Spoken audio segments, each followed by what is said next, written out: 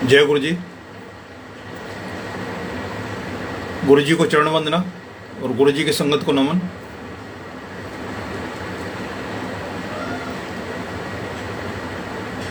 आज कई महीने बाद, क्योंकि अंकल ने जो है ये 5 तारीख का एक फिक्स किया था, जबकि मेरी तरफ से कोई फिक्स नहीं होता क्योंकि मुझे पता ही नहीं होता। और कई दफ़े जब फिक्स डेट मांगते हैं तो मैं यही रिक्वेस्ट करता हूँ कि मुझे जब अगले पल का नहीं पता तो मैं कल का क्या बताऊँगा। तो ये 5 तारीख एक दिन ऐसा हुआ था कि 10 बार कोशिश करने के बाद भी संगत के साथ इस प्लेटफॉर्म पर नहीं जुड़ पाया था। और उस दिन हार के बंसल अंकल ने भी शायद जो है वो बाद में ड्रॉप कर दिया था। तो आज फिर गुरुजी की कृपा से आप लोगों के सामने मैं गुरुजी का सत्संग शेयर कर रहा हूँ, या गुरुजी के साथ जो मेरी जर्नी है, जो मेरे एक्सपीरियंस है, मैं उनको आपके साथ साझा कर रहा हूँ। तो अभी शायद संगत का अभी मुझे दिखाई नहीं दे रहा इसमें कि कोई संगत मेरे साथ गुरुजी को सुन रही है, गुरुजी की उसको कृपा को। जब हम अपनी ज़िंदगी के पन्ने पलटते हैं पीछे, आगे हमारी ज़िंदगी में क्या होना है ये तो हमें पता नहीं। वो कहते हैं भविष्य ब्राइट है, लेकिन मेरे हिसाब से तो ब्लाइंड है। अगले पल का ही हमें नहीं पता कि हमारे साथ क्या होने जा रहा है या दुनिया में क्या होने जा रहा है, कुछ भी नहीं पता। लेकिन कहने में यही कहते हैं कि आप फ्यूचर ब्राइट होता है, मतलब एक उम्मीद है। ब्राइट का मतलब एक उम्मीद, एक आशा की किरण के आदमी को कहते हैं कि लास्ट ब्रीथ तक जो है ना अपनी उम्मीद नहीं छोड़नी चाहिए। और सबकी उम्मीद, सब पे उम्मीद छोड़ दे, लेकिन मालिक के ऊपर जो है उम्मीद है उसको तो कभी नहीं छोड़ना चाहिए। क्योंकि जब सारे छूट जाते हैं तब भी उसका सहारा हमेशा रहता है। बस हमें अपना भरोसा बनाए रखना होता है। तो मैं बता रहा था कि जब हम जिंदगी के अपने पिछले पन्ने पलट के देखते हैं तो ऐसा लगता है कि गुरुजी महाराज सिर्फ जो साक्षात अपने दर पे बुला के मत्था टिकाया वो ही दिन हमारा पहला नहीं था। उससे कहीं पहले, बहुत पहले जो है ना वो हमें अपनी शरण में ले चुके हैं। और उनकी छत्र छाया में ही हमारा जो है ना जन्म से लेके और अब तक जो चलता आ रहा है और आगे जो चलेगा, जब तक अंतिम सांस है तब तक उन्हीं की शरण में रहेंगे। क्योंकि मैं अपनी ज़िंदगी को देखता हूँ कि मेरा जो है जो जन्म था वही अपने आप में एक अलग था। कि भूकंप आया था दिल्ली में, तो मेरी मदर जो है वो भैंसें वगैरह जो थी उनको बाहर निकालने के लिए कि ऊपर से वो छप्पर वगैरह जो छान रखा था वो टूट के उनके ऊपर ना गिर जाए, उनको चोट ना लग जाए, इसलिए वो उनको निकालने गई थी। और वो भूकंप की वजह से गिर गए तो वो मिसकैरेज हो गया। तो 5.5-6 महीने का मदर जैसे बताते हैं, अब तो नहीं पूरे हो गए मदर। तो उन्होंने बताया था कि 5.5 महीने का मैं हुआ था, मेरा जन्म हुआ था। तो तब मेरे शरीर पे खाल नहीं थी, बाल नहीं थे, भौं नहीं थी, पलक नहीं थी, नाखून नहीं थे। एक लाल मांस का लोथड़ा था, ऊपर एक झिल्ली थी, मतलब अंदर का जैसे होता है कि मांस का वो लोथड़ा जैसे मदर बताया करते हैं।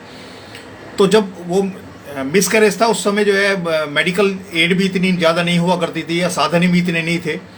और साधन के साथ में जो है ना जो संसाधन है वो भी नहीं थे। लेकिन उस समय जो है मेरे को ज़िंदगी बख्शी।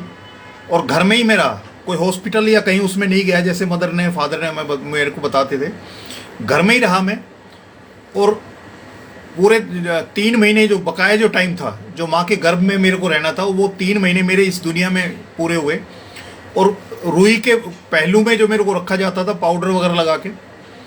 तो मदर फादर बताते हैं, मेरे को बताते थे कि उस समय घर में एक लाइन लगती थी मेरे को देखने के लिए कि बाबूजी के यहाँ क्या हुआ है। मतलब मांस का लोथड़ा जैसा था। मदर बताते हैं 3 महीने तक, जो 3 महीने बाद ही मदर को दूध आया, वो सब कुछ हुआ। उस समय जब ये नाखून, खाल, बाल, भौं, पलक ये सब जो है ना यहाँ इस धरती पे आने के बाद तब वो सारे डेवलप हुए। और मदर जैसे बताते थे कि पूरे शरीर पे जैसे रीछे का वो होता है, सारे शरीर पे बाल थे। और पता नहीं कितनी मेहनत की उन्होंने, कितना उपटन वगैरह किया जो उन बालों को निकालने के लिए, काफ़ी कुछ उन्होंने बहुत कुछ ख़त्म किया। को उसका एहसास वो बताते थे, लेकिन मेरे को उसका इतना ज़्यादा कभी महसूस नहीं हुआ। लेकिन एक जब बड़ी सिस्टर की शादी थी तो उसके कार्ड बांटने में उस मोहल्ले में गया, ये आपका आश्रम के पास मेरा जन्म हुआ था, पंजाबी मोहल्ला था। तो जब वो मदर को साथ में लेके गया उनको, और जब वो कार्ड बांट रहे थे तो मदर ने जब बताया था कि ये वो विलायती है जो वहाँ उसका जन्म हुआ था, तो जिन्होंने मेरे को उस हाल में देखा था, उस मांस के लोथड़े में देखा था, तो मेरी जो 5 फुट 7 इंच 7.5 इंच की जो हाइट देख के और पूरा हेल्दी उसको देख के, तो कई जो थी जो उस टाइम की थी जिन्होंने मेरे को उस हाल में देखा था, तो उनके मुंह खुलने के बाद बंद नहीं हुए। मतलब उनको बड़ा आश्चर्य था कि, क्योंकि वहाँ से मैं वहाँ 2 साल 3 साल के बाद जो है ना, वहाँ से हम चले आए थे ट्रांस यमुना, तो उसके बाद कभी मुलाकात नहीं हुई, मेरा उनसे कभी आमना सामने नहीं हुआ। लेकिन मदर जो बताया करते थे कि लोग देखने आते थे कैसा था, वो तब पता लगा। तो उस हाल में जो आज की डेट में इतने साधन होने के बाद, मेडिकल की फैसिलिटी होने के बाद भी बच्चे नहीं बच पाते, और मैं वो उस पोजीशन में घर पे रह के, मेरी मदर के फादर के उनके जो एफर्ट्स थे। लेकिन सबसे बड़ी जो मेरे को जो महसूस हुआ कि ये तो प्रभु की माया है, मतलब ईश्वर का वो है कि जिसको वो कहते हैं कि ना तो आने वालों को कोई रोक सका है, ना जाने वालों को कोई रोक सका है। कोई ये कहे कि हमने कि उसको पैदा होने से मतलब रोक दिया, ऐसा नहीं है। जो आएगा उसने आना ही है, और जो जाएगा उसने जाना ही है। उसको सिर्फ जो विधि का विधान है, उसमें सिर्फ जो सर्वशक्तिमान है, परमपिता परमेश्वर है, महाशिव हैं, जो गुरुजी हैं, ये उन्हीं के हाथ में है वो कलम और वो रबर की आपके लेख को जो है ना मिटा के नई इबारत लिखने के लिए उनके पास ताकत है। तो मैं जब अपने उसको देखता हूँ, और मदर और फादर का जो बताया हुआ कि उन्होंने मेरे को बताया कि मेरा जन्म कैसा था, किन हालात में मैं सरवाइव किया हूँ, तो तब पता लगता है कि मुझे तो तब से ही उन्होंने अपनी शरण में लिया था। अब यहाँ तक लाने का भी कोई ना कोई पर्पज़ होगा, जिसके लिए उन्होंने उस हाल से मेरे को निकाल के और यहाँ तक लेकर आए। ऐसे ही उसके बाद ये दूसरा एक्सपीरियंस मेरा था कि गुरुजी गया, मैं 2006 में आया, 12 मार्च 2006 को मैंने मत्था टेका, साक्षात दर्शन किए। लेकिन उससे 14 साल पहले एक बालाजी के भगत के यहाँ मैं अपने दोस्त को ले गया था, उसका सब कुछ फ़ायदा हुआ। उनके थ्रू गुरुजी का जगह पता लगी थी कि ऐसे ऐसे गुरुजी जीके में बैठते हैं, और गुरुजी गद्दी पे बैठते हैं, बाकी संगत ध्यान लगाती है। आप नहाए हो नहीं नहाए हो, आपका मुंह सच्चा झूठा कोई मायने नहीं रखता, और ध्यान लगाते हैं। लेकिन मैंने उनको अगला सवाल नहीं किया कि उस जगह पे जहाँ गुरुजी हैं वहाँ मेरे को भी लेके चलो, और मैं अपनी जीत की खुमारी में रहा। लेकिन जब किसी के संगत के पास में गुरुजी का कोई मैसेज आ जाता है, गुरुजी के कोई सत्संग सुनने को मिल जाता है, गुरुजी की कोई खबर आ जाती है, या गुरुजी के संगत से उसकी मुलाकात हो जाती है, तो मैं ये समझता हूँ कि अक्सर ऐसा होता है कि जब सामने वाले की हम कोई समस्या कुछ देखते हैं, हमारे अंदर से एक भाव पैदा होता है कि हम इसको अपने गुरुजी के बारे में बताएं, और ये अकस्मात होता है। आप कोई वो करके नहीं चलोगे कि आपके अंदर कोई है कि पहले उसके साथ जाके मिलेंगे और मिलके उसको गुरुजी के बारे में बताएंगे, ऐसे नहीं, वो अकस्मात होता है। ये अंदर का एक गुरुजी का बुलाने का तरीका है कि संगत के अंदर वो भाव पैदा करते हैं कि सामने वाले की दिक्कत दिखाई दी, और उसमें हमने गुरुजी के बारे में उनको बता दिया। मैंने 14 साल में गुरुजी के ना सुना, मैंने ना उन बालाजी के भगत के पास गया। जब उसके बाद मुझे पता लग गया कि बालाजी से बड़ी भी कोई शक्ति है, उसके बाद मैं उनके यहाँ नहीं गया, क्योंकि उन्होंने वो पंथ छोड़ दिया था, जो बालाजी की जो गद्दी लगाया करते थे वो छोड़ दिया था उन्होंने। तो जिस वजह से मैं वहाँ जाया करता था, वहाँ जो अखंड ज्योत जलती थी, बालाजी का दरबार लगता था, जितने देवी देवताओं को मैं जानता मानता तो सब उसमें विराजमान होते थे, मैं उसके लिए जाता था। तो उन्होंने उनको सबको त्याग के, मतलब 25-30 साल की उनकी जो सेवा थी, बालाजी की सेवा थी, और जो लोगों के साथ उनका एक्सपीरियंस था, उसको एक ही झटके में गुरुजी ने जो है ना अपने यहाँ बुला के और वो सब कुछ खत्म करा दिया। मतलब एक स्टेप ऊपर कर दिया उनको, कि जिसमें ना ज्योतपति की जरूरत है, ना फूल माला की जरूरत है, ना ये प्रसाद की जरूरत है, ना पैसे की जरूरत है, और ना किसी समय सीमा की जरूरत है, कोई व्यवस्था की जरूरत नहीं है। क्योंकि जो गुरुजी को या नाम को जपने के लिए, भजने के लिए जो जरूरी चीजें हैं, वो सारी कुदरत ने हमें इस शरीर के साथ दी है। सबसे पहले तो कि ये पंचभूत, हमें जो पंचभूत से जो ये शरीर बना है, जो 5 तत्व हैं, और 5 तत्व में जिसमें वायु, अग्नि और जल तीनों मतलब पावर के स्रोत हैं, जो मतलब शक्तियां हैं ये। तो ये सारी सारी चीज़ें हमारे अंदर मौजूद हैं। और अंदर हमें जो उस नाम जपने के लिए जो चीज़ चाहिए वो है सांसें, वो मिली हुई हैं। भाव, श्रद्धा और विश्वास जो आपके समर्पण के लिए जरूरी है वो भी सारा कुदरत ने दे रखा है, इनबिल्ट है। हमें सिर्फ उसको इस्तेमाल करना आना चाहिए। मार्केट से कोई ऐसी चीज़ नहीं है जो उस रास्ते पे ले जाने के लिए, नाम जपने के लिए ज़रूरी है। बाकी सारी चीज़ें जो सेकेंडरी हैं। पहला यह है कि आपके पास वो सब कुछ मौजूद है और आप जहाँ भी हो आप नाम को सिमरन कर सकते हो, किसी भी हाल में, कभी भी, कहीं भी। तो ये गुरुजी के यहाँ आके जो व्यवस्था लगी कि उससे पहले जितनी भी पूजा करते थे उसमें एक डर था। एक हमने नियम बना लिया कि सुबह उठाएंगे, नहाए धोएंगे, निन्यावासी मतलब बिना अन्न का दाना लिए ये उसको किए, पहले पूजा पाठ करेंगे, चाहे हनुमान चालीसा पढ़ें, चाहे जो जिस देवी देवताओं को मानता है उसकी पूरी आराधना विधि विधान से करेंगे। उसके बाद कहीं अन्न का दाना जो है ना मुंह में लेंगे, या बिना नहाए, बिना धोए, बिना साफ कपड़े पहने जो है ना मंदिर नहीं जाएंगे। वो सारी जो व्यवस्थाएं जो है वो सारी सब सेकेंडरी रह जाती हैं। जब गुरुजी ने एक सिंप्लीफाई करके इतना वो कर दिया कि सिमरन करना है, उसके लिए सारी व्यवस्था आपके शरीर में कुदरत ने दे रखी है और उसको बस इस्तेमाल करना है और हमें उस रास्ते पे चल निकलना है। तो मैं जो बता रहा था कि गुरुजी का मैसेज मेरे को मिला उन अंकल के थ्रू। उन अंकल की 30 साल की जो बालाजी की भक्ति थी वो सारी उसमें कन्वर्ट कर दी। उन्होंने कहा कि मैं साकार से निराकार में चला गया और ऐसे जीके में गुरुजी बैठते हैं गद्दी पे और बाकी संगत नीचे बैठती है, ध्यान लगाती है। मैंने वहाँ जाना छोड़ दिया, गुरुजी के यहाँ भी नहीं गया। लेकिन उस दौरान में एक 95 के समय जो है ना मेरे साथ एक हादसा हुआ था। अब मैं उसको, वो कहते हैं ना, जिंदगी के पन्ने पलट के देखते हैं तो जब गौर करते हैं तब समझ में आता है कि जब से गुरुजी का संदेश उन अंकल के थ्रू मेरे को मिला था, गुरुजी ने मेरे को तभी झप लिया था। एक तो वो जन्म वाली जो व्यवस्था थी कि जन्म मेरा ऐसा हुआ, साथ में उस पीरियड की मैं एक्सपीरियंस बता रहा हूँ कि 95 की बात है।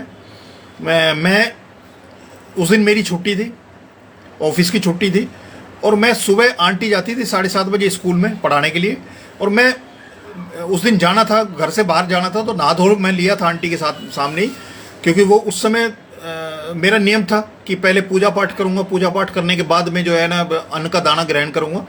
तो आंटी ने मेरे को ना जाने से पहले खाना डाल दिया, तो खाना परोस दिया और उसमें दही एक कटोरी में दी थी मेरे को। और मैंने जैसे ही उन्होंने मेरे हाथ में थाली रखी और वैसे ही वो पता नहीं क्या हुआ, अचानक कि वो कटोरी जो है ना दही की एकदम उलट गई और नीचे ज़मीन पे गई, सारी दही बिखर गई।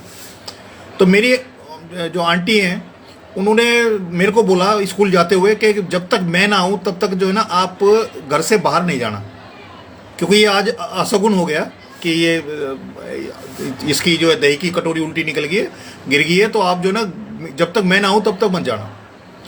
तो मेरे को लगा कि अब ये जो आएंगे 1-1:30 बजे 2 बजे तक आना ऑफिस स्कूल से। तो मैं एक छोटा सा मेरे को काम याद आया, मैं कि चलो इसको कराता हूँ, इतने आंटी आएगी उससे पहले मैं घर आ जाऊँगा। मैं वहाँ गया, जब वो काम करके आया तो जिस बस में मैं आ रहा था तो अपने स्टैंड पे जहाँ उतरना था वहाँ अकेली सवारी था।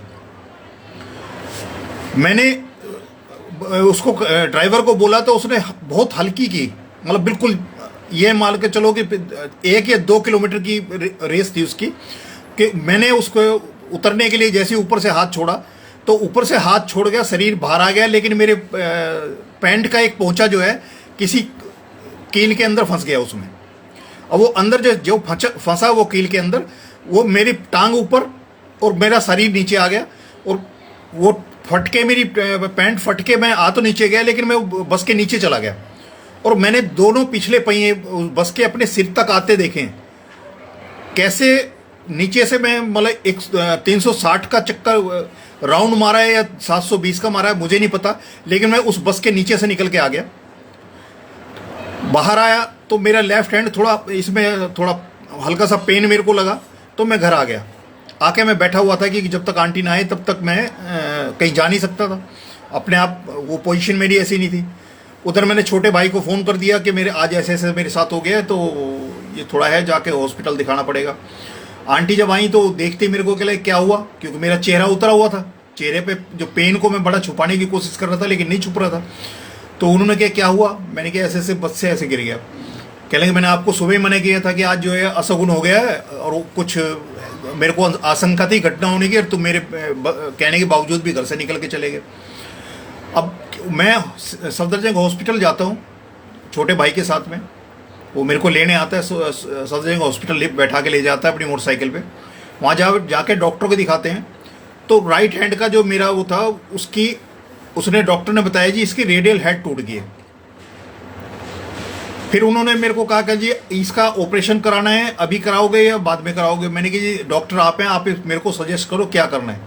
कहना है कि जी ये रेडियल हेड टूट गई है, तो ये अगर अंदर जाम हो गई तो आपका ये हाथ का जो मूवमेंट है, कोहनी का मूवमेंट है, ये ब्लॉक हो जाएगा, और आप चाहे 6 महीने बाद कराओ लेकिन इसको ऑपरेशन करा के इसको निकालना पड़ेगा, ये पीस जुड़ेगा नहीं।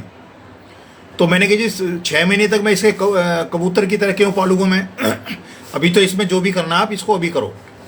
तो उसने कुछ सामान लिखा जो हम बाजार से खरीद कर लाया छोटा भाई, और उसने जब ऑपरेशन कर रहा था तो उसने मेरे को इससे गले से वो सुन्न किया हुआ था हाथ, बाकी सब मेरे को होश था। तो मेरे आंखों के ऊपर जो हरा कपड़ा डाल रखा था उसके नीचे से मेरे को दिखाई दे रहा था कि क्या कुछ हो रहा है करीब। जब ऑपरेशन हो गया, रेडियल हेड वो निकाल दिया मेरा। निकालने के बाद डॉक्टर ने मेरे को बताया कि जी ऑपरेशन हो गया। मैंने कहा हाँ जी पता है। कह जी क्या पता है? मैंने कहा जी पेन को छोड़ के सब कुछ पता है। कि वो सारी चीज़ें जो है ना मेरे को नीचे से जो हल्का सा जो कपड़ा ढक रखा था उसके नीचे से जो है ना हल्का सा मेरे को महसूस हो रहा था, दिख रहा था कि हाँ कुछ ना कुछ ये काट पीट हुई है, कुछ हुआ है। जब ये उसमें आया, मतलब इसका प्लास्टर वगैरह हट गया, सब कुछ हो गया, तो इसकी मूवमेंट थोड़ी ब्लॉक होगी।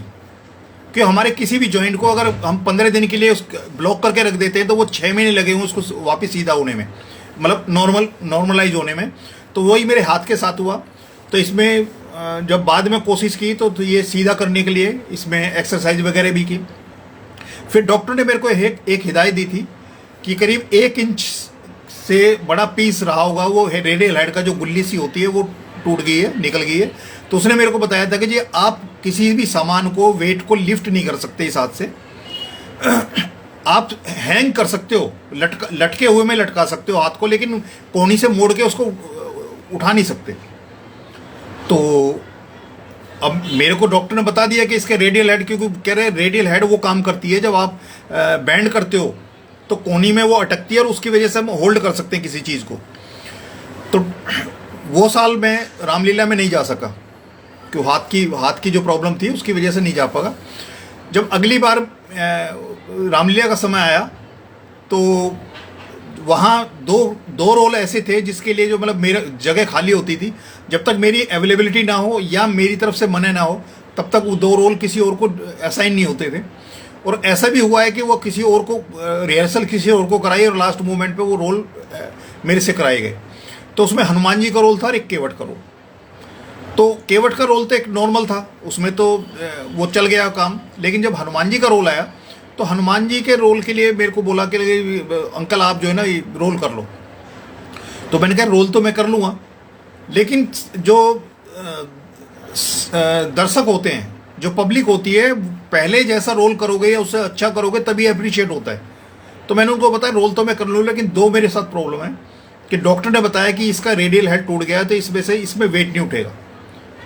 तो एक तो जब गदा हनुमान जी चलाते हैं तो उस समय ये हाथ की जो मूवमेंट होगी और इसमें कोहनी में कुछ हो गया और मतलब ये हाथ में कोई गड़बड़ हो गई तो फिर आगे बीच में जो है ना हनुमान जी बदलने पड़ेंगे, मतलब रोल किसी और को देना पड़ेगा। और एक जो सबसे बड़ी वो थी कि जो लक्ष्मण शक्ति लगा करती थी उसमें सीन में, तो हनुमान जी उनको उठा के अपने हाथ में होल्ड करके, मतलब उससे पहले तक मैंने किया है कि हाथ में होल्ड करता था और अप्रोक्सीमेट जितना मेरा वेट है उसके लगभग लक्ष्मण जी का वेट हुआ करता जो लक्ष्मण का रोल करते हैं, और मैं उनको होल्ड करता था।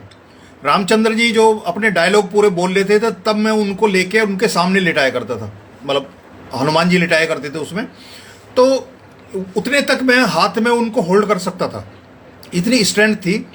या हनुमान जी की कृपा थी या गुरुजी महाराज कह सकते, क्योंकि शिव के अंश ही हनुमान जी हैं और महाशिव हैं। तो जब वो उनकी जो हनुमान जी है उनकी शक्ति जो है वो कहते हैं अतुलित बलधामा है, वो मतलब उनके बल की कोई तुलना नहीं है, उनको तोल नहीं सकता कितना बल है उसमें। तो जिसके वो अंश है उनमें उनके अंदर कितना होगा, तो ये तो मतलब हमारी सोच से बहुत बाहर की चीज़ है। तो मैंने कहा उस समय अगर वो रोल उस तरह से नहीं किया और मान लिया सपोज मैंने होल्ड करने की कोशिश की और सीधे हाथ ने मेरे जो है ना इसका साथ नहीं दिया, तो मतलब गड़बड़ हो जाएगी। वो कह लेंगे नहीं अंकल आप कर लो, वो देखते हैं, बाद की बात है। जिस तरह से हम गुरुजी को नमन करते हैं तो स्टेज पे भी जाके वैसे ही हम चढ़ने से पहले जो है ना नमन करते हैं, मतलब जाते हैं मेकअप करने से पहले अपनी स्टेज को पूछते हैं। उन सृष्टि के उनको पूरे रामायण के जो पात्र हैं जिसको निभाना है, रामचंद्र जी, उनको सबको जो है ना नमन करते हैं, तब जाके अपने मेकअप वगैरह करा के और वो करते हैं। और जब स्टेज पे चढ़ते हैं तब भी वही काम करते हैं, मतलब एक तरह से उनसे आज्ञा लेते हैं, क्योंकि हमारी औकात नहीं है। हम एक आम इंसान हैं और इंसान से गलतियां होती रहती हैं, तो हम उसके लिए भी क्षमा याचना करते हैं कि आपके रोल में, क्योंकि जब सामने वाले जो पब्लिक है, जो श्रद्धावान लोग हैं, वो तो उसी रूप में देखते हैं जो रूप भर के स्टेज पे जाया करते हैं। तो हमसे अगर कोई गलती हो, त्रुटि हो, तो उसके लिए भी माफ़ करें, तो हम उसके लिए भी पहले स्टेज को छू के नमन करके और तब आगे बढ़ते।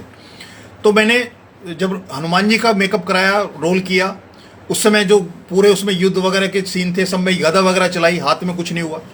जब लक्ष्मण शक्ति का सीन आया तो जैसे मैं पहले करता था वैसे ही किया, और इस राइट हैंड ने, जिसमें डॉक्टर ये कहता है इसमें होल्ड करने की स्ट्रेंथ नहीं है, वो बिल्कुल उतनी स्ट्रेंथ थी जितनी कि मतलब पहले हुआ करती थी। तो वो चीज़ थी, क्योंकि मैं शुरू से मतलब 13 साल की उम्र से रामलीला में, और मोस्ट ऑफ टाइम जो है ना मैंने हनुमान जी का रोल किया। तो मेरे को था कि हनुमान जी की जो शक्ति है, क्योंकि जब हम रूप भरते हैं तो वो चीज़ हमने महसूस की है, मैंने खुद महसूस की है कि जब रोल जिनका रोल किया जाता है तो वो उसमें उस बंदे को साधते हैं जो उनका रोल करता है। तो मैंने वो किया, लेकिन मैं महसूस करता हूँ कि क्योंकि गुरुजी का आदेश मेरी की तरफ आ चुका था उन बालाजी के भगत के थ्रू, और उन्होंने वो जगह भी बता दी थी जहाँ गुरुजी बैठते थे, और उसके बावजूद मैं अपनी जीत की खुमारी में था, लेकिन गुरुजी ने मेरा हाथ पकड़ा हुआ था और वो सीन मेरा यथावत कराया। इस हाथ ने आज तक, तब से लेके आज तक भी, जैसे गुरुजी सेवा बख्शते हैं, उन सेवाओं में भी, चाहे वेट उठाने की बात हो, चाहे फावड़ा चलाने की बात हो, जो भी कुछ कराया गुरुजी ने, लेकिन कभी इस हाथ में उस जो रेडियल हेड के गायब होने का जो है उसका कमी कभी महसूस नहीं हुई। और जितनी स्ट्रेंथ मेरी लेफ्ट हैंड में है उससे ज़्यादा स्ट्रेंथ इसमें आज भी है।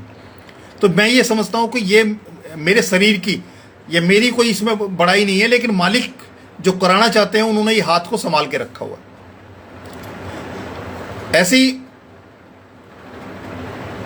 ये गुरुजी को की संगत है, उसको अगर कोई टोंट कसता है, उसके ऊपर कोई मतलब व्यंग कसता है, तो उसको हम तो हो सकता है कि बीइंग इंसान किसी रिश्ते को समझ के, किसी सामाजिक व्यवस्था को समझ के हम उसको रिस्पोंड उस तरह से ना करें, लेकिन हमें बुरा लगे ना लगे, हमें बुरा लगा लेकिन हम कह नहीं पाए, लेकिन गुरुजी को बहुत बुरा लगता है। ये मैं अपने जो मेरे साथ जो गुरुजी ने सत्संग किया है, मैं उसके लिए मैं बता रहा हूँ। 2009 में मेरी मदर, हमारा जो घर था, पुराना घर जो था, वो काफ़ी नीचे चला गया था।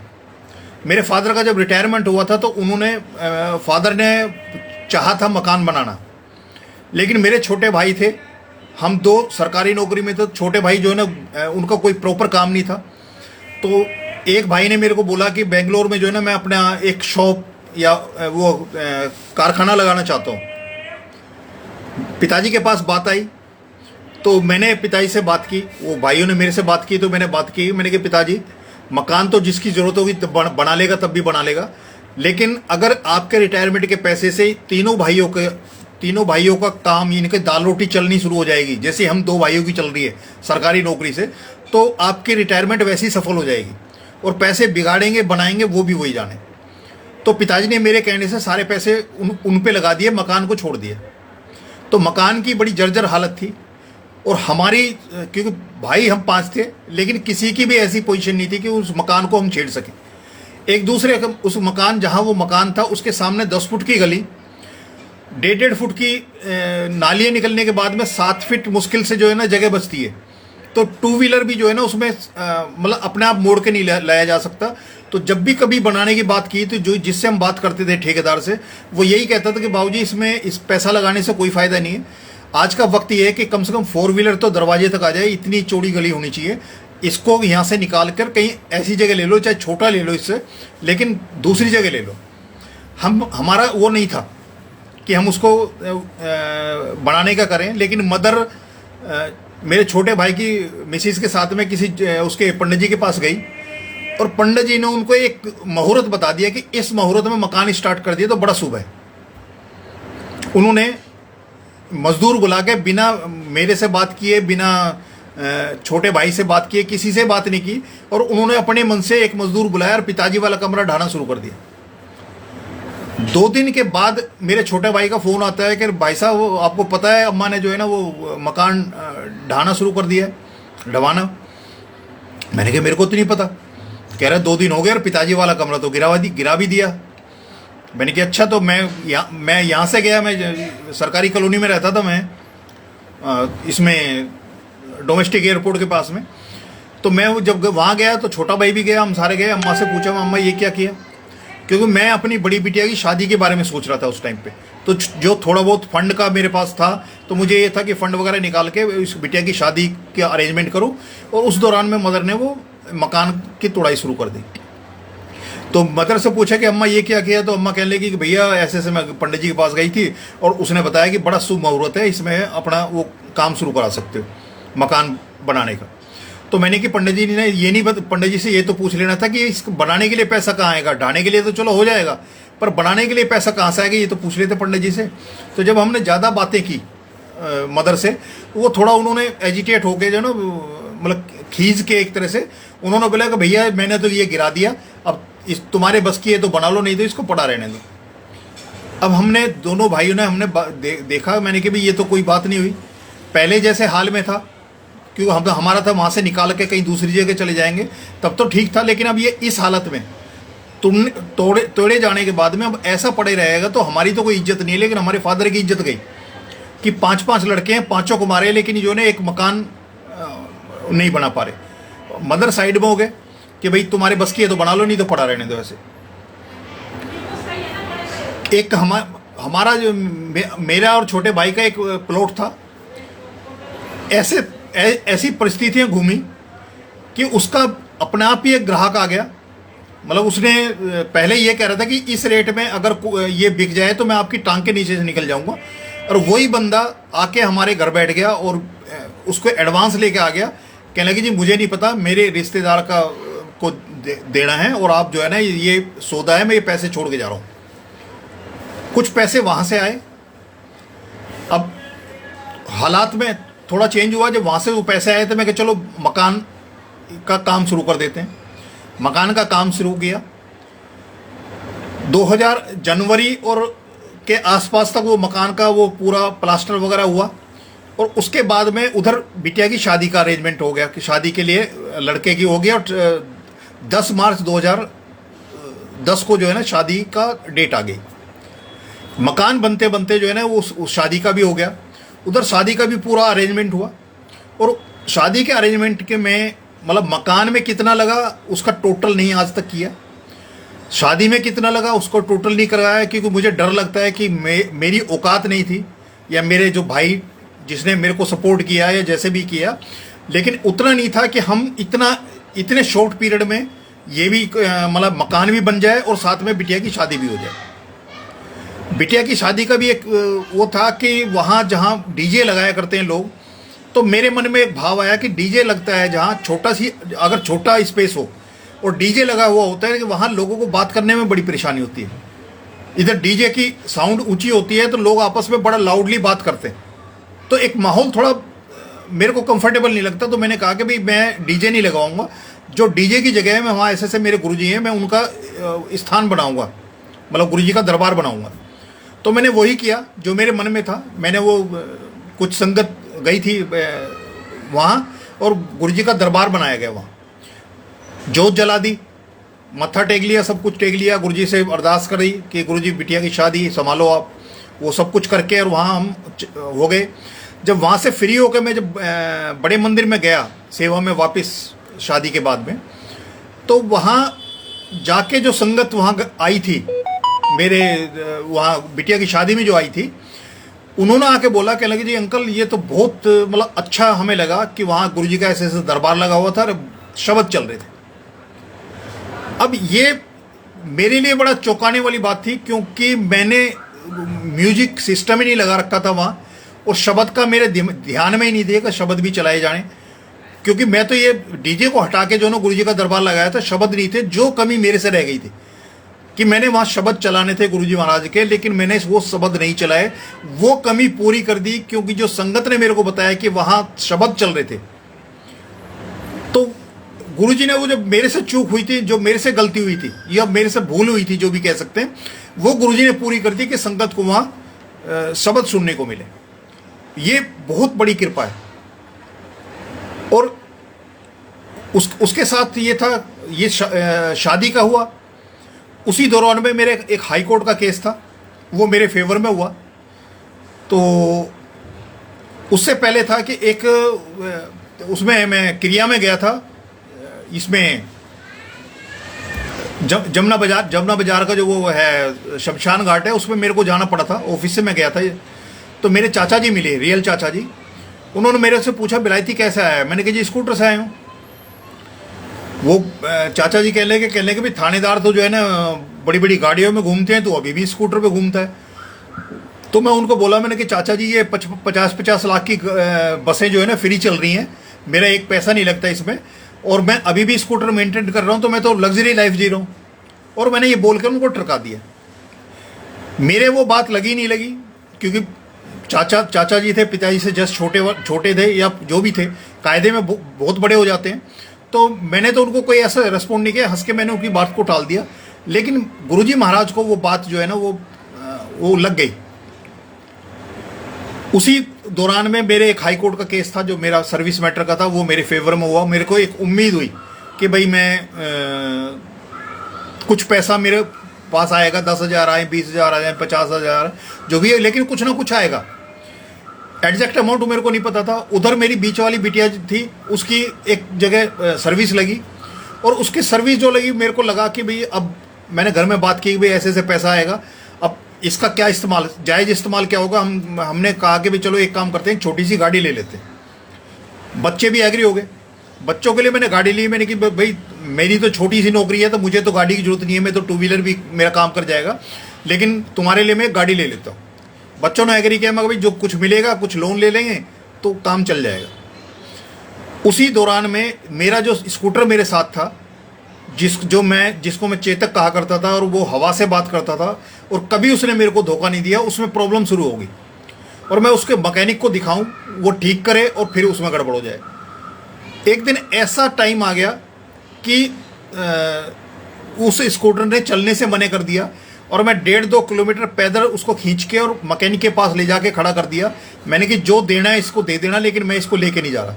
वो कहने लगा बाबूजी मैं ठीक कर देता हूँ। मैंने कि अब ठीक नहीं कराना इसको, और भैया इसको रख ले अब, क्योंकि इतनी बार ये गड़बड़ हो चुका इसमें कि अब मैं इसको वो नहीं कर सकता। ये वो टाइम था कि गुरुजी ने वो स्कूटर जो था, जो अच्छा वाला मेरा साथ दे रहा था, वो अचानक ऐसा हुआ कि मैंने उसको छोड़ना पड़ गया। उधर वो हालात ऐसे चेंज किए, और वो गाड़ी की बात हुई तो मारुति की जो उस समय K10 आई थी, एल्टो K10 थी, वो नई गाड़ी आई थी उस टाइम पे। तो हम गए बच्चों के साथ में, तो जो मारुति की वो गाड़ी देखने के, वहाँ डील वगैरह पूरी हुई। तो जब 21 नवंबर 2010 की बात है, गुड़गांव में एनुअल सत्संग था उस टाइम। मैंने सुबह वहाँ जाना था सेवा के लिए। मैं वहाँ पहुँचता हूँ, और शाम का जो है फंक्शन था बड़े मंदिर में, गुरु नानक बर्थडे का, वहाँ से वहाँ आने का था।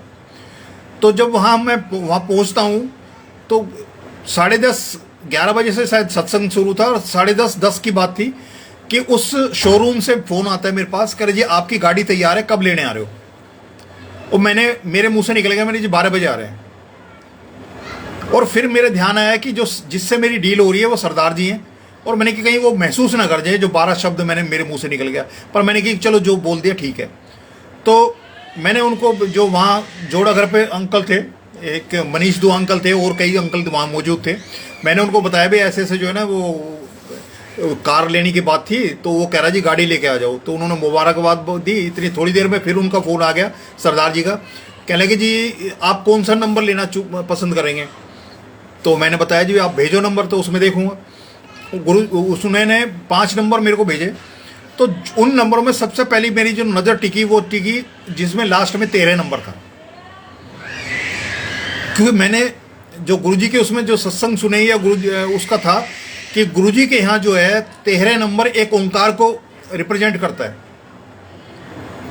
और संगत जो है, हमारे साथ एक अंकल सेवा करते थे, वो अपनी जब मोटरसाइकिल ले रहे थे तो वो 13 नंबर के लिए बड़े परेशान थे। और वो मेरे से कहते थे कि अंकल मैं गाड़ी तभी लूँगा जो वो 13 नंबर मेरे को कोई मिलेगा, उसमें 13 नंबर होना चाहिए, क्योंकि गुरुजी की ब्लेसिंग्स हैं इसमें। तो वो 13 नंबर पर मेरी नज़र टिकी। तो मैंने फिर जो साथ में संगत थी उनसे मैंने बोला, मैंने कि जी ऐसे से है, इसमें से कौन सा नंबर लिया जाए। तो मतलब सबने यूनानिमसली जो है ना, सबने ये बोल दिया कि भाई जो गुरुजी तो 13 नंबर जो है ना लक्की नंबर है गुरुजी का, तो हम 13 नंबर, आप अंकल 13 नंबर के लिए बोल दो। मैंने उनको बोल दिया जी 13 नंबर लेंगे। वहाँ से मेरा छोटा भाई और एक संगत जो थी साथ में गए उसमें, और वहाँ से ले जाके सीधी गाड़ी बड़े मंदिर मत्था टेकाने के लिए। जैसी मेन गेट पे, तब इतनी संगत नहीं हुआ करती थी, तो मेन गेट तक गाड़ी आई, जो बड़े मंदिर का मेन गेट है।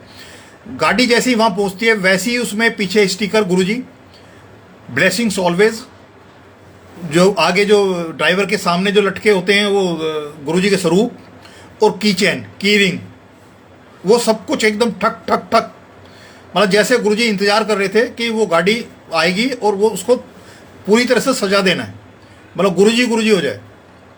तो वो किया। फिर शाम को वहाँ सत्संग में गए, वो उसमें बड़े मंदिर जब गए उसमें फंक्शन में गए।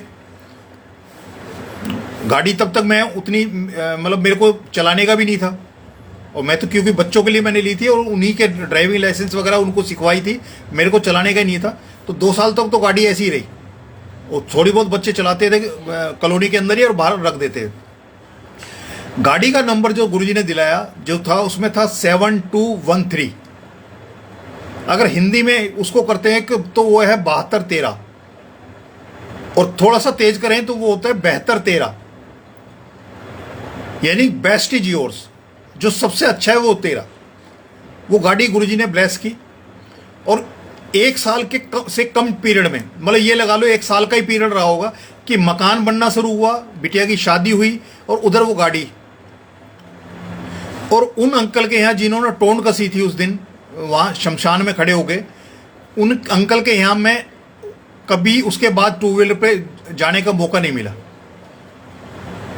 तो मेरे को तो वो बात लगी नहीं लगी, लेकिन गुरुजी ने वो उसका किया कि मेरे हालात, मेरे साधन, मुझे नहीं पता कैसे गुरुजी ने वो किया, लेकिन 1 साल के अंदर ये 3 बड़े बड़े काम, मकान का, शादी, बिटिया की शादी का, और गाड़ी का। तो ये गुरुजी का है कि गुरुजी उन तक का भी कल्याण करते हैं जो आपके जिससे आपका दिली रिश्ता है। वो भले ही गुरुजी के बारे में, गुरुजी के यहाँ आया हुआ है, नहीं आया, गुरुजी को मानता ही नहीं मानता, लेकिन आप गुरुजी की संगत के साथ में उसका दिल का रिश्ता है, और उसके दुख से या उसके सुख से संगत को फर्क पड़ता है, तो उस तक का कल्याण करते हैं गुरुजी। मतलब ये सृष्टि में शायद इससे ज़्यादा एक्सपीरियंस किसी भी शक्ति के साथ में ऐसा ना हुआ हो कि जिसने मत्था टेका उसकी सारी पीढ़ी दर पीढ़ी जो है ना सबका कल्याण करते चले जाए। उनका वास्ता रहा है नहीं रहा है, वो मिले हैं नहीं मिले हैं। कि मुझे याद है कि मेरे एक दोस्त हैं, हिमाचल के रहने वाले हैं, उनकी शादी में मैं उनका धर्म भाई बना था। तो वो धर्म भाई का मतलब ये था कि जिनके बीच में कोई भी ऐसा डिस्प्यूट ना हो ज़िंदगी में जो उनके दिलों में कोई फटाव डालें, लेकिन उसके हर अच्छे बुरे वक्त में उसके साथ खड़े हों। तो वो धर्म भाई का एक रिश्ता कायम हुआ। तो मैंने, क्योंकि मुझे जब उस रिश्ते की अहमियत पता लगी तो मैंने दिल से वो रिश्ता माना। तो मैं उनके पास जाया करता था।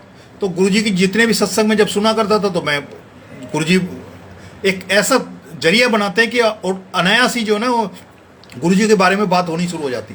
तो मैं उनके यहाँ बात किया करता था।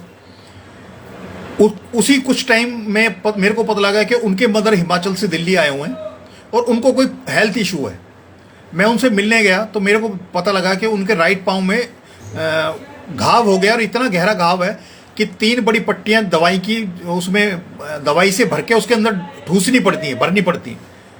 तो जब मैं गया था उनसे पूछा तो मेरे को बताया गया था कि ये डॉक्टर कह रहे हैं जी ये पाँव काटना पड़ेगा, अदरवाइज ये गलाव जो है, ये जो घाव है, ये ऊपर को चढ़ता गया तो पूरे शरीर में चला जाएगा। तो उस समय गुरुजी के जो मेरे को पहले स्वरूप जो 12 मार्च 2006 को जो पहली बार जो गुरुजी के जो स्वरूप जो बिन मांगे वाली जो बात थी, वो जो मेरे हाथ में आए थे, वो मेरे पास थे, मौजूद थे।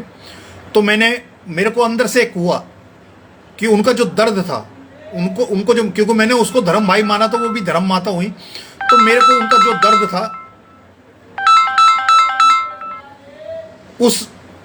उस दर्द की वजह से मेरे को महसूस हुआ कि मैं इनको गुरुजी के बारे में वो करूं और गुरुजी से इनको रूबरू कराऊं।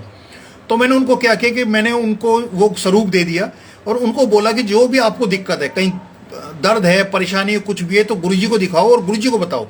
जो भी आपकी दिक्कत आए गुरुजी को दिखाना, गुरुजी को बताना। इवन मैंने यहाँ तक उनको बोल दिया कि जो भी जहाँ आपके ये घाव है, ये गुरुजी के फोटो जो है ना उसको ऐसे फेरते रहना, मतलब गुरुजी को दिखाना बात। क्योंकि वहाँ 4 दिन एम्पायर स्टेट और 5वां दिन जो है शाम को उसमें जाता था, सोमवार को बड़े मंदिर जाता था, और 2 दिन जो है वो सेवा में, क्यों बुधवार की सेवा भी करते थे और बड़े मंदिर में जाके। तो वो पूरे 7 दिन ऐसे थे कि मतलब सुबह से लेके शाम तक कहीं ना कहीं गुरुजी के उसमें रहे।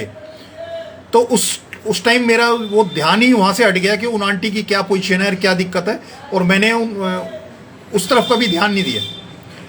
लेकिन एक दिन मैंने अपने दोस्त को फ़ोन किया तो उसने बताया कि मैं गांव आया हुआ हूँ, लेकिन उसने ये नहीं बताया कि उसके मदर एक्सपायर हो गए और उनकी क्रिया करने के लिए वो वहाँ गया हुआ है। उसके ऑफिस से मुझे पता लगा कि ऐसे ऐसे उनके मदर एक्सपायर हो गए, वो तो छुट्टी लेके वहाँ गए हुए हैं। तो जब वो वापस आया तब उनके यहाँ मिलने गया। जब मिलने गया तो तब तक वो ना तो गुरुजी के यहाँ कभी गए थे, ना गुरुजी को मानना शुरू किया था, ना किसी सत्संग में गए, ना गुरुजी के एम्पायर स्टेट गए थे उससे पहले तक, और ना बड़े मंदिर गए थे, कहीं नहीं गए थे। पर जो गुरुजी ने उनके यहाँ सत्संग सुनवाए थे या गुरुजी ने जो स्वरूप दिलवाया था उनकी मदर को, उतने तक था उनका। लेकिन गुरुजी की कृपा उन पर बरसने लगी थी, ये तय है। क्योंकि उनकी पहली लाइफ और उसके बाद की लाइफ का मेरे को पता है, जो मेरी सामने गुजरा है, तो मुझे पता है कि वहाँ उनकी लाइफ में जो चेंजेस आए, तो उन्होंने मेरे को बताया कि जी ऐसे ऐसे जो है ना मदर पूरे हो गए। तो मेरे अचानक ध्यान आया कि वो जो घाव था, हो सकता है उस घाव की वजह से कहीं ना कहीं गड़बड़ हुई है। तो मैंने उनको मैंने पूछा, मैं कहा अच्छा आंटी के क्या हाल थे?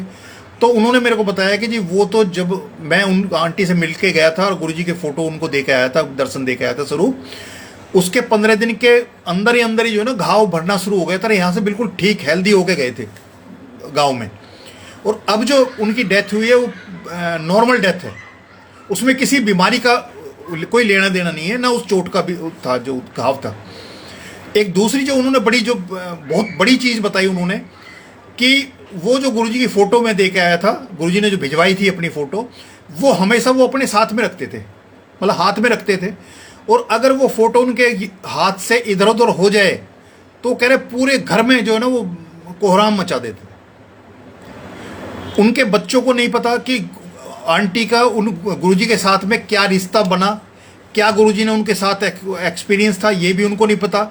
पर उनको ये पता है कि मरते दम तक उनके हाथ में थे, मुट्ठी में थे। उस दिन वो कह रहे हैं कि जब एक्सपायर हुए तभी भी जो गुरुजी की जो वो फोटो थी वो उनके मुट्ठी में थी, और उन चिता के अंदर भी जो है ना वो ऐसे के ऐसे गए।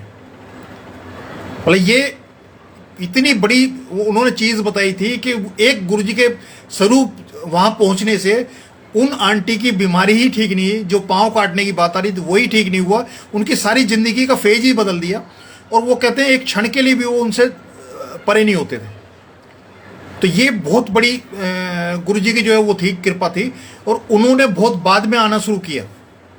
एक बार मेरे को फ़ोन आया था, मतलब 3-3.5 साल पहले की बात है। मेरे दोस्त का फ़ोन आया कि आज ऐसे ऐसे जो है ना कहीं मॉडल टाउन में कोई सत्संग में गए होंगे। तो कह रहे सत्संग में गए थे, बड़ा अच्छा लगा। तो मैंने कि चलो गुरुजी की मेहर है कि गुरुजी ने इतने साल बाद उनको बुला लिया। उसके बाद एक बार बड़े मंदिर गए तो बड़े मंदिर से मेरे को फ़ोन किया, कह रहे भाई आज ऐसे ऐसे हम जो है ना बड़े मंदिर आए हैं, और मतलब आके बहुत ही मतलब मन को बड़ा सुकून मिला, शांति मिली और बहुत अच्छा लगा। तो मेरे को क्योंकि सबका 1-to-1 गुरु जी के साथ वो है, रिश्ता है, तो ना मेरा पूछना बनता है कि मैं उनसे पूछूं भी अब कैसे आए या क्यों आए, वो मेरा कुछ बनता नहीं, क्योंकि बुलाना गुरु जी ने है, उनके आदेश के बिना कोई जा नहीं सकता। तो मैं बीच में नहीं आया उनके, कभी मैंने पूछा नहीं उनको। लेकिन मैं उनके घर गया एक बार मिलने के लिए, तो तब मुझे पता लगा कि मेरे दोस्त की ऐसी पोजीशन हो गई थी कि मतलब डेथ और मतलब मौत और ज़िंदगी के बीच में झूल रहा था, और डॉक्टर की तरह से एक तरह से जवाब हो गया था, खाना पीना उसको बंद हो गया था। उनकी बिटिया मेरे जहाँ जिस एरिया में आज की डेट में मैं रह रहा हूँ उसी के आसपास एक स्कूल में टीचिंग का जॉब करती थी। उनके साथ में कोई गुरुजी की संगत थी जो करते होंगे, उन्होंने बताया गुरुजी के बारे में, और वो बड़े मंदिर जाने लगी मंडे को। और एक दिन वो अपने पापा को भी जो है मेरे दोस्त को भी लेके जो ना बड़े मंदिर गए। तो उन्होंने बताया था कि पहले दिन जब गए थे तो बड़ी मुश्किल से उनको लेके गए थे वहाँ, और चाय प्रसाद पीने में बड़ी दिक्कत हो रही थी, और उन्होंने जैसे तैसे चाय प्रसाद पिया और बाकी उनकी सेहत में जो है इम्प्रूवमेंट होना शुरू हो गया। तो जिस दिन मैं उनसे बैठ के बात कर रहा था उन्होंने बताया कि गुरुजी ने मेरे को नई जिंदगी दी है। और एक दूसरा जो साथ में सत्संग उन्होंने बताया कि उनकी एक बहन है जो बाई बर्थ ब्लाइंड है, उनके हस्बैंड भी ब्लाइंड है, उनका 8 साल का बेटा है, और कह रहा है वो जो है आईसीयू में है, क्रिटिकल स्टेज में। मतलब डॉक्टर ने जवाब दे दिया। तो कह रहा है मैं 3 दिन पहले घर से गया था, उनको देखने जा रहा था, तो मैंने गुरुजी के दर्शन लगे उनके घर में बड़े। तो कह रहा है मैंने गुरुजी से अरदास की कि गुरुजी ने आपने मेरे को ज़िंदगी दी है, तो मुझे नहीं पता, और क्योंकि अगर मेरी सिस्टर एक्सपायर हो जाती है तो वो 8 साल के बच्चे की ज़िंदगी ख़राब हो जाएगी, और मुझे नहीं पता आपने कैसे करना है, पर मेरी बहन को भी मतलब इससे बचा लो।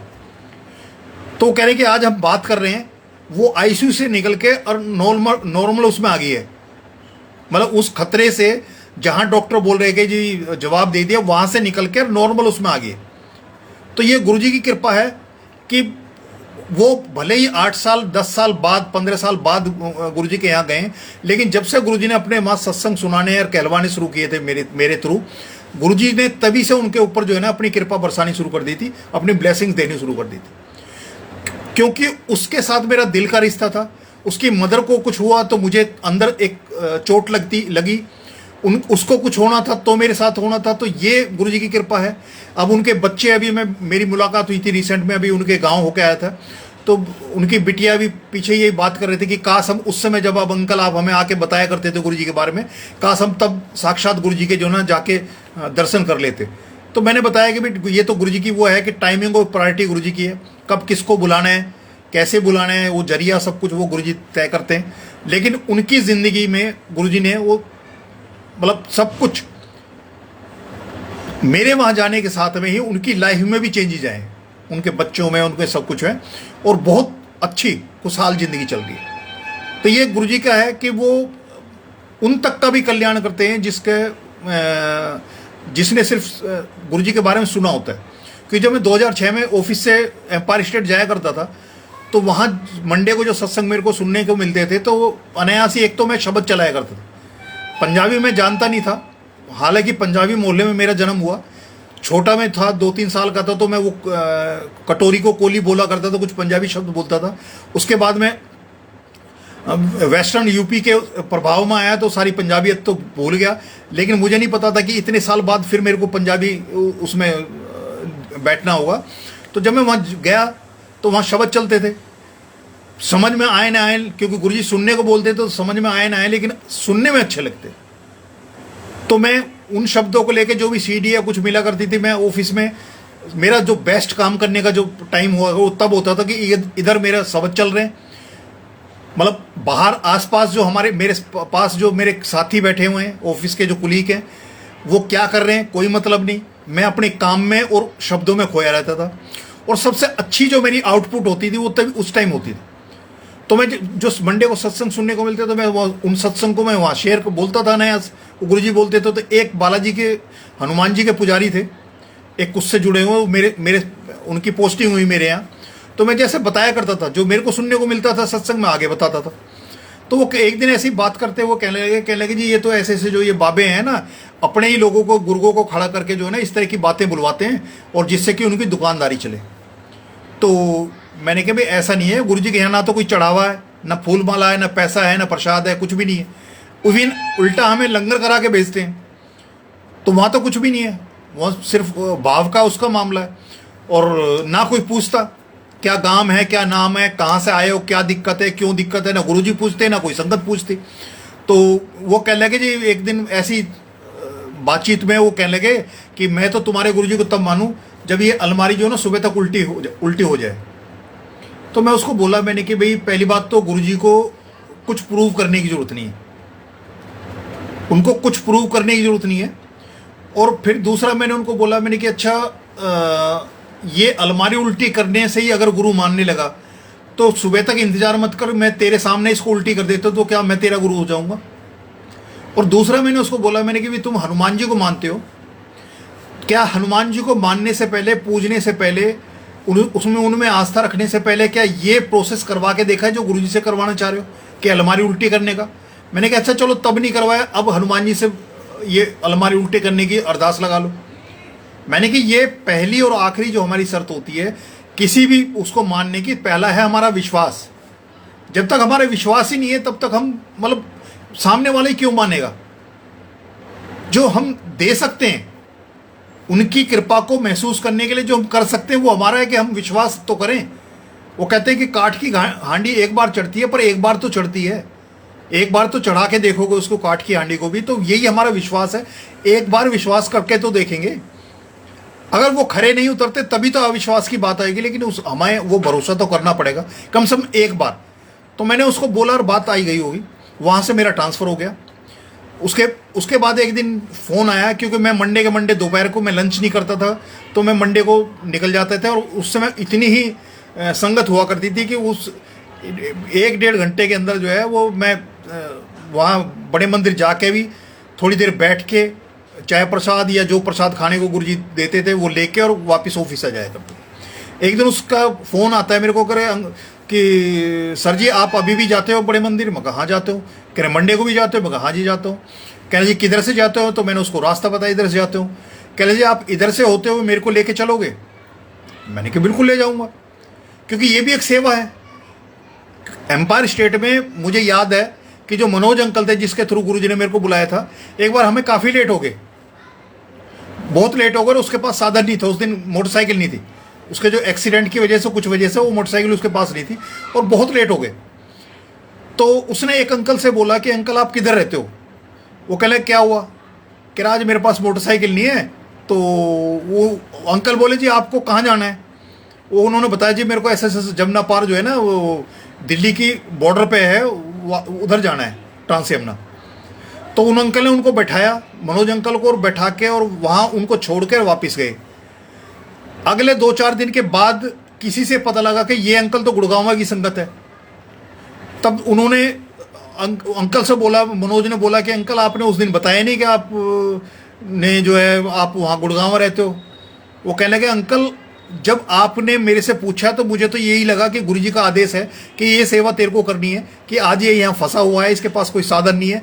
तो वो मेरी सेवा थी कि मैंने उसको वहाँ, तुम्हें वहाँ पहुँचाना था, उसके बाद आना था। मैं कहाँ रहता हूँ ये बड़ी बात नहीं है, पर ये मेरी सेवा थी। तो ये कई दफ़े मतलब गुरुजी का ये होता है कि हमारे सेवा किस तरह से कराते हैं, कैसे कराते हैं, ये गुरुजी का अपना तरीका है। बख्शते भी हुए थे, कराते भी हुए हैं। कि जैसे एम्पायर स्टेट बैठा करते थे, वो कहते थे भी जो पीछे बैठे, मतलब नई संगत आती थी उसको कह रहे आगे बैठने का मौका दो गुरुजी के पास में, और वो पीछे बैठते थे। तो जो अपने वहाँ से उठ के पीछे जाते थे वो भी एक सेवा हुआ करती थी, वो भी एक सेवा थी कि वो अपना मतलब जो कहते हैं ना त्याग, हमारी जो सनातन धर्म में त्याग सबसे बड़ी चीज़ है। चाहे किसी का किरदार देख लो, वो त्याग करके ही महान हुआ है। तो यहाँ गुरुजी के यहाँ भी था कि आप अपने जो कई उसमें होता है ना कि आपको जो सबसे प्यारा खाने को लगता है उसको त्याग दो, या अपने कोई कुछ ऐसी चीज़ है उसका त्याग कर दो जो सबसे ज़्यादा प्यारा है। तो क्या है कि आसक्ति, जिसमें जो सबसे ज़्यादा प्यारा होगा उसमें आसक्ति होगी, और आसक्ति ही हमारे दुख का कारण है। तो जब हम आसक्ति को अनासक्ति में परिवर्तित कर देंगे और जो हमें सबसे प्यारा है उसको हम छोड़ने को तैयार हैं। इसका मतलब हमारे अंदर जो है वो सब्र और वो शांति आनी शुरू हो गई है कि हम हर परिस्थिति में अपने आप को संभाल सकते। तो गुरुजी के यहाँ जो भी संगत आती है उसे मांगने की कभी ज़रूरत नहीं है। मांग के हम उनकी कृपा को छोटा करते हैं। और कई दफ़े क्या होता है कि वो ब्लेसिंग्स गुरुजी की जो किसी बड़े काम के लिए गुरुजी ने रखी हो, वो हम अपने इन सवालों से ये मांग तांग करके जो है ना हम उनको जाया कराते हैं।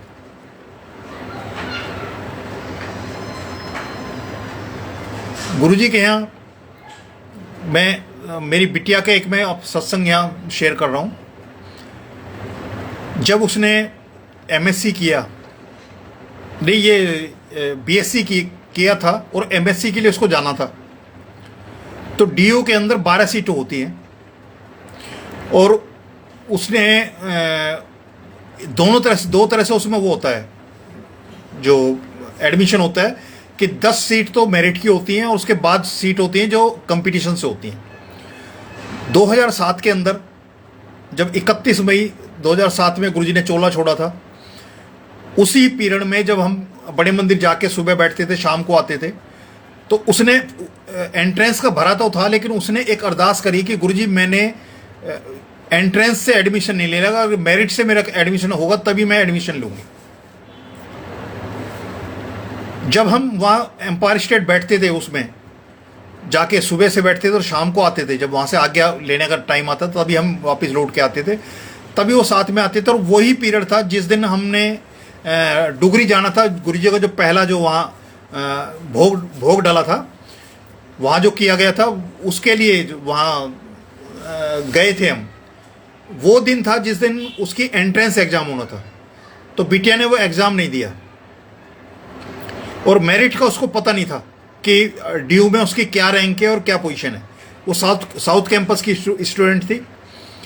लेकिन एक दिन मैं ऑफिस से घर गया तो मेरी बिटिया ने बताया कि लैंडलाइन पे फ़ोन आया है आज दोपहर को कि किसी ने बोला है कि मैं यूनिवर्सिटी से बोल रहा हूँ, दिल्ली यूनिवर्सिटी से, और आपकी जो है ना उसमें मेरिट पे 7th रैंक है और इतना मतलब मेरिट से आपका एडमिशन है और इतनी फ़ीस लेके आप मंडे को आके फ़ीस जमा करा दो, किसी से पूछने की ज़रूरत नहीं है। तो मैंने मेरे से पूछा कि पापा आपने किसी को बोल रखा था कि उसमें यूनिवर्सिटी में? मैंने कहा मेरा तो ऐसा कोई जानकार नहीं है, ना मैंने किसी को बोला। मतलब लैंडलाइन पे फ़ोन आता है और बिटिया को बताते हैं उसकी 7th रैंक है, मंडे को इतनी फ़ीस लेके आके जमा करा दो, किसी से पूछने की ज़रूरत नहीं है। तो मैंने उसको बोला, मैंने कि कोई बात नहीं बेटे, मेरा तो कोई जानकार नहीं है यार, ना मैंने किसी को बोला, पर अगर है तो एक बार देख लेते हैं जाके। हम वहाँ गए, जाके काउंटर पे सिर्फ नाम ही बोला था अनु शर्मा। उसने काउंटर वाले ने बोला कि हाँ जी आपका जो है ना मेरिट में नंबर आ गया और आप जो है ना फीस जितना एग्जैक्ट अमाउंट उसमें बोला था, फ़ोन पे बोला था, उतना ही अमाउंट इतनी फ़ीस बताई कि इतनी फ़ीस जो है ना काउंटर पे जमा करा दो, कैश काउंटर पे। वो जाके हमने फ़ीस जमा करा दी। आज तक उस फ़ोन कॉल का कौन किसने किया, तो मेरी तो समझ में यही है कि मेरा तो कोई जानकार नहीं था, ना मेरी बिटिया को कोई जानकार था, ना मैंने किसी से जिक्र किया। और दिल्ली यूनिवर्सिटी से कोई फ़ोन क्यों करेगा, एक अनजान उसको फ़ोन क्यों करेगा? क्योंकि अगर कोई बीच का कैंडिडेट अगर एडमिशन नहीं लेता तो उसके नीचे वाले का जो है ना वो ऑटोमेटिकली अपग्रेड होकर उसका नंबर आएगा, तो कौन करेगा? लेकिन मैं ये समझता हूँ कि क्योंकि गुरुजी महाराज से उसने एक अरदास की थी कि गुरुजी मैंने अपनी वो नहीं करनी, मतलब एंट्रेंस से मैंने नहीं लेना, अगर मेरिट से मेरा होगा तभी मैं एडमिशन लूँगी। तो मेरिट से एडमिशन कराया और वो जो आपकी 7th रैंक वाली जो बात है, 7th जो गुरुजी का नंबर है, 7 जुलाई कह लो, जो भी कह लो, वो 7th वाला था, वो उनका आया। और ऐसे ही जो है वहाँ जाके जो फीस थी वो एग्जैक्ट फीस जो गुरुजी ने जमा कराई। तो ये गुरुजी की अपनी बहुत बड़ी कृपाएं हैं, ब्लेसिंग्स हैं गुरुजी की। बस हमें अपना श्रद्धा, विश्वास, भाव, भरोसा, ये सब अपना बनाए रखना है। सिर्फ भरोसा है, जो भरोसे की नाव है ना वही चलेगी और वही पार उतरेगी। जय गुरु जी। आज के लिए इतना ही। आगे फिर कभी गुरु जी मौका देंगे तो मैं आप लोगों के बीच में गुरु जी का सत्संग शेयर करूंगा, गुरु जी के साथ जो एक्सपीरियंस है उनको शेयर करूंगा, क्योंकि हर संगत की जिंदगी एक किताब है गुरु जी के सत्संग की। उसको जितना पढ़ने पलटोगे, जितना खोलोगे, आगे जो देखो, पीछे देखो, ऊपर देखो, नीचे देखो, सब जगह गुरु जी के सत्संग है, गुरु जी की ब्लेसिंग्स हैं, गुरु जी की कृपाएं हैं, वो भरी पड़ी हैं। जिंदगी है, गुरु जी ने कहते हैं जो ऐश करो। ऐश का मतलब ये है कि उसके लिए कैश की जरूरत नहीं है, आपके अंदर की यात्रा शुरू हो जाए, यही ऐश है। क्योंकि उनको पाने के लिए, उन तक जाने के लिए सिर्फ आपके अंदर का रास्ता खुला है। बाहर की दुनिया में चाहे 1000 कदम चलो, चाहे घड़ी बांध के आप अपने स्टेप गिनो, चाहे कुछ भी करो, उससे कहीं नहीं पहुंच सकते। आप जहां हो वहीं की वहीं रहोगे, चाहे दुनिया के इस कोने से उस कोने तक चले जाओ। अगर उन तक जाना है, उन तक पहुंचना है, तो वो अंदर की यात्रा है, और बाहर की दुनियावी सामान की किसी चीज की जरूरत ही नहीं है उन तक पहुंचने के लिए। वो सब कुछ कुदरत ने आपके अंदर दिया हुआ है, जिससे उनको पाने के लिए जो हम कर सकते हैं, जो उनको उन तक जाने के लिए हम जिस रास्ते पे, पथ पे चल सकते हैं। जय गुरु जी।